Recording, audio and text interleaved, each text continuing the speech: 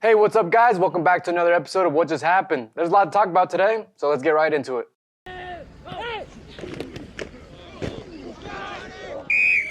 Man, there's a lot to talk about, but let's get started with some score recaps, starting with Wednesday. Louisiana beat Marshall 23-13. On Thursday, West Virginia beat Baylor 43-40. UCF beat Temple 70-13. On Friday, SMU beat Navy 40-34. UTSA beat FIU 30-10. And without wasting any more time, let's get to it. The big day on Saturday. Ole Miss beat Auburn 48-34. Texas was in a tight one with Iowa State 24-21. Oklahoma beat Kansas 52-42. Illinois beat Minnesota 26-14. At the half, it was only 7-13. Going into the fourth, it was 14-20. Tight game all the way through, but man, Illinois defense is for real. Tanner Morgan and his backup only had 38 combined passing yards. Tanner Morgan did get injured in the game.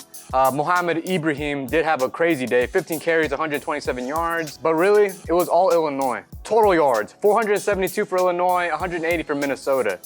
Passing yards, 252 for Illinois, 38 for Minnesota, 142 rushing yards, 220 for Illinois, 4.3 yards per play, 5.5. First downs, 27-12, 6-17. Third down efficiency, 2-7 for Minnesota. Time of possession, 40 minutes compared to Minnesota's 20. But the Big Ten West this year is open for anybody, so whoever wants to take it, it's right there. Illinois is a nice team. They already beat Wisconsin, already beat Iowa, Minnesota. All they really have left is Purdue. They do have to play Michigan, but that has nothing to do with the West. Illinois and Purdue don't play till November 12th, so we won't find out until then. I will say this though, Illinois plays Purdue before Michigan. That Purdue game could be a trap game for Illinois. They might be looking ahead to Michigan. But staying within the Big Ten, one of the biggest games of the day was Penn State at Michigan. Let's see, where do we even begin? Penn State, terrible first half. They were getting dominated by Michigan all the way through until that tipped ball that got intercepted, right? That got returned for a touchdown. At half, it was 16-14. But really, Michigan controlled this game all the way through. I spoke a little bit about it on the TikTok, but the most impressive thing about this Michigan team is that offensive line. What they did against that defense is very impressive. Penn State's run defense is ranked 5th in the nation. Michigan looked at that ranking and laughed at them. They ran for over 400 yards on that defense. Penn State had no answer for this run offense. At the beginning of the season, I wasn't very high on Michigan, but after this game, it's kind of hard not to be. This Michigan team's a tough matchup for many teams. They run the ball well, they control the clock, quarterback can scramble, make a couple plays with his feet, nice arm. They're a tough team. Great job by Michigan, complete game all around, 42 minutes time of possession, 18 minutes for Penn State. They were the better team. Miami beat Virginia Tech 20-14. Ball State and UConn in a tight one, 25-21. Arkansas beat BYU 52-35. KJ Jefferson did play in this game and it made a huge difference. NC State and Syracuse were in a tight one for most of the game. At half, it was only 10-3. Going into the fourth, it was 17-6. NC State offense doesn't have their starting quarterback anymore. I think he's out for the year. Jack Chambers had a nice day, 18 of 30, 160, no touchdowns, no interceptions. Great win for Syracuse. They have a tough remaining schedule left with Clemson, Notre Dame, Pitt, Florida State, Wake Forest, and then they finish off with Boston College. We'll see how Syracuse ends the season, but man, those are some tough games coming up. Oklahoma State, TCU, another great game, went into double overtime. TCU, man, what a surprise in the Big 12. I like their quarterback, Max Duggan, 23 of 40, decent day, 286, 2 touchdowns. I will say that the difference is what he does with his feet.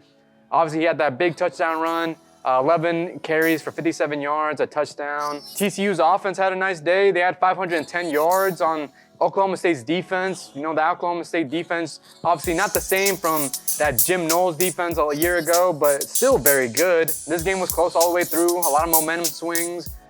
There was a point where Oklahoma State looked like they were about to run away with it. You know, at half, it was 24-13. Going into the fourth, it was 30-16. This TCU defense shut out Oklahoma State in that fourth with a goose egg. And then TCU scored 14, obviously came back to go into OT. Great job by TCU. They're 6-0. Keep the momentum going. Now, let's get to the big game that almost everybody was watching.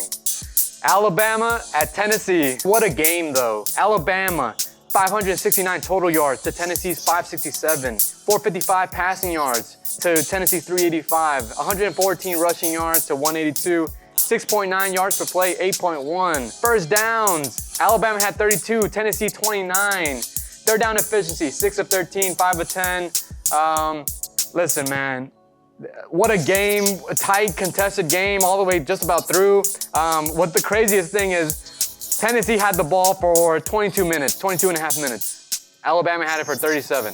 You didn't need that stat to know that this offense can get yards in seconds. I like Tennessee's offense. I like their speed, their tempo, their concept. They don't throw in the middle very often. A lot of slants, screens, quick game, intermediate. They'll take some shots down the field, but man, those are like designed throws down the field. It's hard to match up with this offense. They can pick you apart in many ways. What a matchup. Great win for Tennessee. I know that fan base and the university deserved it after so many beatings from Alabama. Hey, this sport needed this. Moving on to some other scores. Michigan State beat Wisconsin 34-28 in double overtime. LSU beat Florida 45-35. Kentucky beat Mississippi State by 10, 27-17. Kentucky with Will Levis, different offense. Without him, hey, good luck. Purdue was in a tie one with Nebraska, 43-37. Nebraska's Big Ten title hopes are pretty much done now. Purdue's stay alive for another week. Clemson was in a tie one with Florida State, 34-28. Stanford beat Notre Dame, 16-14. Notre Dame hung over from Las Vegas a week ago. Good job for Stanford taking advantage of a lethargic Notre Dame offense, a team that wasn't motivated. Stanford was. I did catch some of this game, and man, the officiating was so bad. Just as bad as the Utah USC game, but we'll get into that here in a second. I want to get into this game real quick.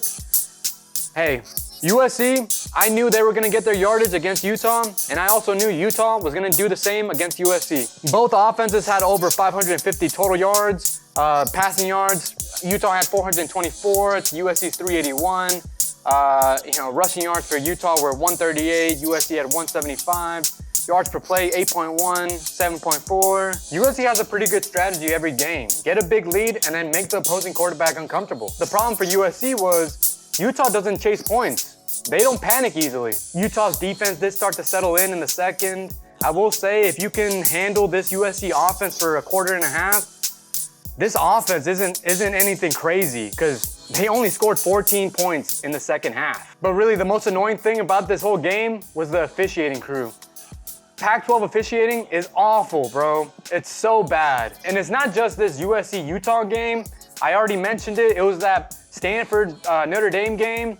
Both bad. Both bad. Pac-12 officiating tried to save USC, giving them 13 seconds when the player that intercepted the ball caught it at the 13-second mark.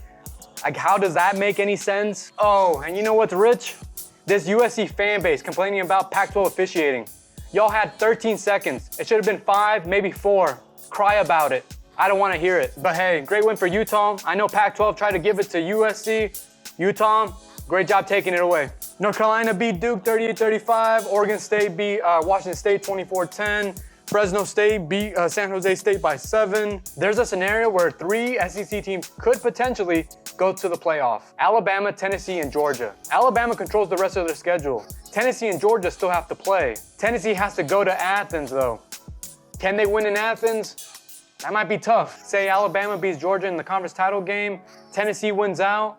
That's 3 11-1 teams, all from the SEC. With the lone spot, probably to the Big Ten team. This year could probably be the best year where 3 SEC teams make the playoff. Obviously, there's a lot still to happen, but there's a real possibility for it. The Big Ten will come down to Michigan and Ohio State. Those 2 teams in the East, there's nothing that can compete with it in the West. What Michigan did to Penn State, criminal.